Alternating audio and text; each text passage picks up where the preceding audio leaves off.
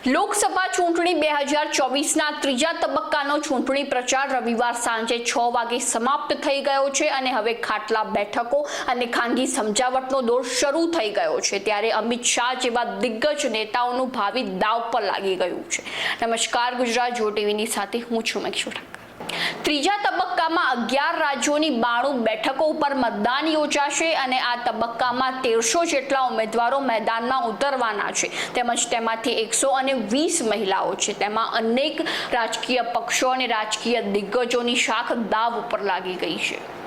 તમને જણાવી દઈએ કે આવતીકાલે કયા રાજ્યોમાંથી કેટલી સીટ ઉપર ત્રીજા તબક્કાનું મતદાન યોજાશે, જેમાં સૌપ્રથમ તો ગુજરાતમાંથી 25 બેઠકો ઉપર મતદાન યોજાવાનું છે।